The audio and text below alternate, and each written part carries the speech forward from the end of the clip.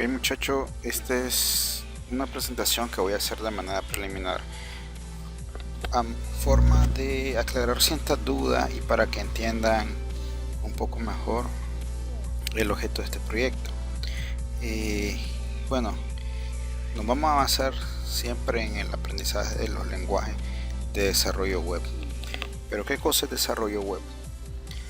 Es la creación de sitios web para internet o para una intranet, y para conseguirlo se hace uso de tecnologías de software del lado del servidor y del cliente que involucran una combinación de procesos de bases de datos con el uso de un navegador web a fin de realizar determinadas tareas o mostrar información.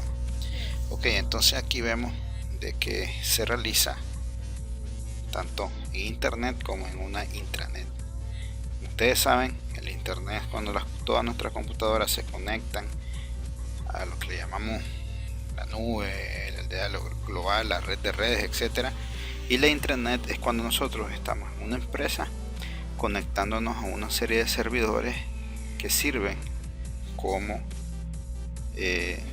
servidores de web, servidores de base de datos, servidores de aplicaciones, etcétera. De tal manera que no necesitamos salir hacia el internet. Ok, entonces ¿cuáles son esas tecnologías de software que vamos a utilizar? Por ejemplo, vamos a utilizar servicios que nos permitan mostrar contenido en el protocolo HTTP. Entonces aquí tenemos, por ejemplo, el servidor Apache, que es el mejor ejemplo que hay, y los navegadores web, que son los que funcionan con este protocolo.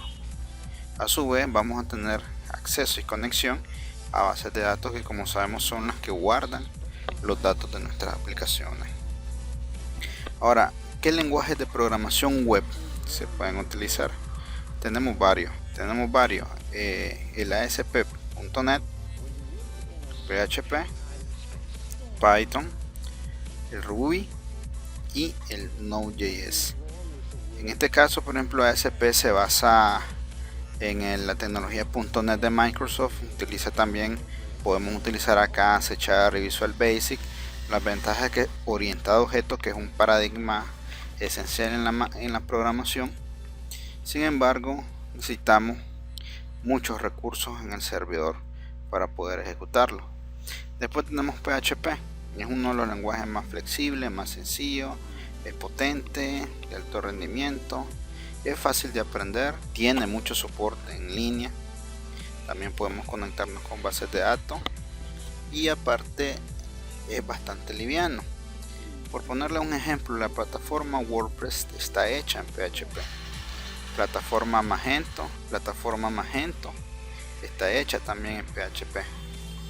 Ahora también, ¿cuáles son sus desventajas? Bien, en algunos momentos en la creación de módulos puede haber dificultad. Todo está dentro del cliente, nada se hace, todo está dentro del servidor, nada se hace dentro del cliente. Después tenemos el Python, que es un lenguaje de programación interpretado, que la filosofía más que todo de este lenguaje es que la sintaxis es completamente sencilla, es como estar hablando el idioma inglés. O sea, no utilizamos demasiado llave o cuestión de puntos, etcétera, sino que utilizamos indentación. Es un lenguaje muy multipropósito, es orientado a objetos, es multiplataforma también, igual que PHP. Sin embargo, al ser un lenguaje interpretado es un poco lento.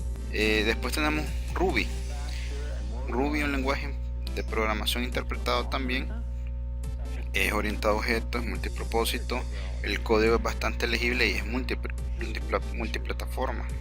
Sin embargo, también puede tener un procesamiento lento, hay poco soporte en línea de esto, hay pocos frameworks también. En el caso tanto de PHP como Python hay muchos frameworks. Después tenemos Node.js, que es un lenguaje asíncrono basado en JavaScript que se ejecuta del lado del servidor. Está diseñado para ser liviano y ser muy eficiente. Es un lenguaje asíncrono, fácil de aprender, basado en eventos, también se puede orientar a objetos. Sin embargo, digamos, no hay una librería estándar. Hay muchas librerías de Node.js que andan en la red y que a su vez eso lo hace bastante fácil, pero también en ocasiones lo hace complicado. No está al 100% probado, pero es decir, me refiero a probado es que no hay, digamos, todavía sistemas de gran alcance escritos en este lenguaje, pero sin embargo es muy bueno en rendimiento con pequeñas aplicaciones o aplicaciones medias. Ahora, no hay un estándar para programar, pero tal vez al no haber un estándar, tal vez es más bien una ventaja, puesto que hay mucho soporte en línea, y eso crea también que existan convenciones de escritura, de sintaxis.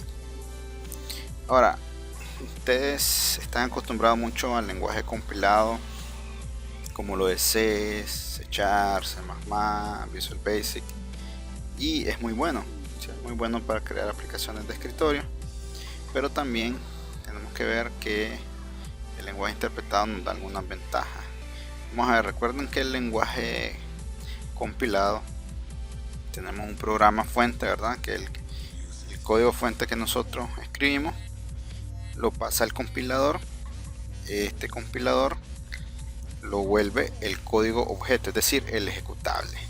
Si acaso existe un error, entonces te avisa y te manda correo. Las ventajas y características de los compilados: traducen a código máquina creando un archivo traducido para una ejecución rápida. Requieren que las instrucciones sean traducidas, esto lo hace más eficiente.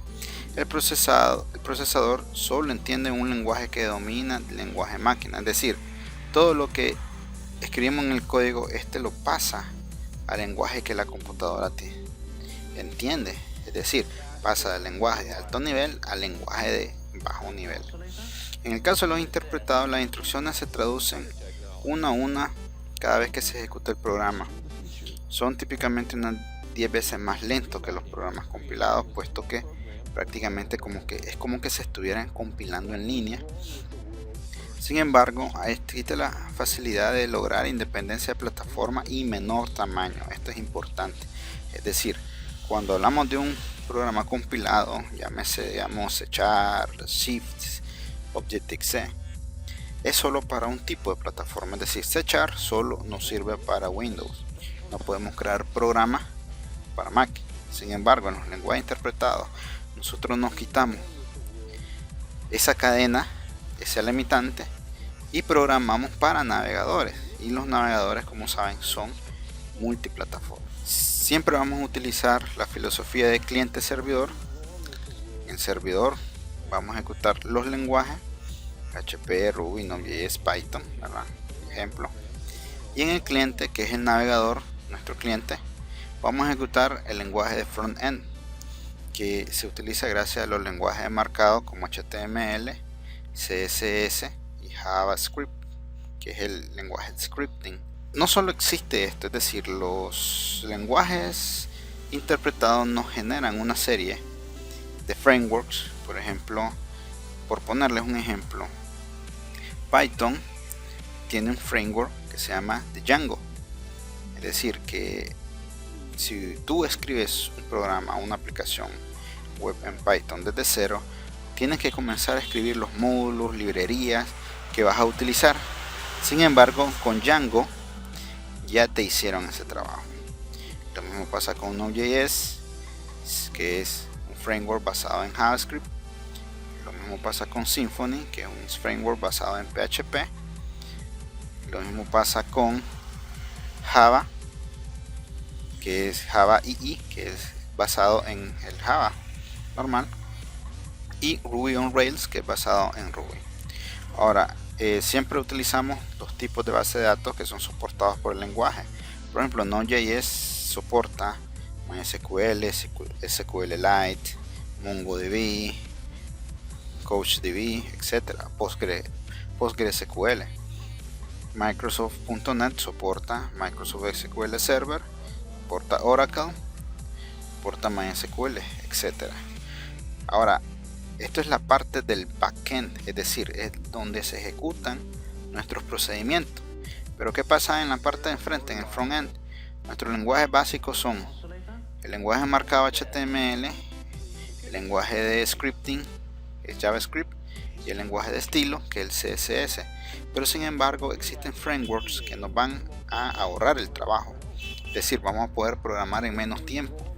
Para esto están jQuery, Backbone.js, AngularJS. Aparte de esto, podemos empezar a utilizar lo que le llaman preprocesadores, es decir, podemos escribir como que si estuviéramos escribiendo un programa con operadores, con estructuras de control, y al final se nos va a crear un archivo HTML o CSS. Estos preprocesadores son conocidos como HAM, o si no como el CSS o SAS, pero eso más adelante se lo voy a ir explicando poco a poco. Para ello tenemos que construir nuestro entorno de trabajo. Primero, ¿verdad?, vamos a ocupar un editor de texto. Yo recomiendo el Sublime Text porque es liviano, fácil de utilizar. Existen otros que después se los voy a mostrar en el video donde les enseño a instalar el Sublime. Y dentro del Sublime vamos a tener un plugin que se llama Emmet, que nos va también a facilitar la vida en escritura de código. Ahora también vamos a utilizar los servidores, es decir, estos programas que nos permiten crear un entorno de servidor en nuestra computadora. Podemos utilizar dos. Tenemos el Stack, que es el WAMP, que es para Windows, que contiene Apache, MySQL y PHP, pero también pueden ocupar el AMP, que es para Linux, o el MAMP, que es para Mac. Pero a su vez también tenemos el MinStack, que es que tenemos el entorno de ejecución como Node.js, el framework para frontend AngularJS, el framework para backend Express y el sistema base de datos que es MongoDB. Esto lo vamos a estar viendo de último. Vamos a empezar con esto. Luego tenemos los repositorios, es decir, lugares en la red donde podemos guardar los códigos y colaborar en línea entre nosotros mismos o con otros desarrolladores. Ahora tenemos también para hacer consulta y prueba. Este CodePen es un sandbox, aquí les dejo el link. Un sandbox quiere decir que es un lugar donde podemos hacer pruebas online sin necesidad de instalar todos los demás frameworks, porque él ya los tiene instalados. Tenemos Stack Overflow, que es una página que sirve para encontrar ayuda. O sea, cuando tenemos un problema, que hay un bug en el programa o algo, esta página nos ayuda mucho, puesto que hay miles de desarrolladores escribiendo y posteando y haciendo preguntas aquí. Es casi así como una red social de desarrolladores. Y por último tenemos W3 School. Esta página es la escuela de, digamos, del estándar W3, que es el estándar de la web internacionalmente hablando. Aquí hay varios cursos acerca de los lenguajes básicos de HTML, JavaScript, CSS, PHP, etc. Entonces, para hacer consultas también oficiales, digamos, lo podemos hacer aquí. Bien, entonces espero que esta presentación le haya aclarado un poco cuál es el objeto de aprender, digamos, lenguajes de programación web. Adiós, muchas gracias.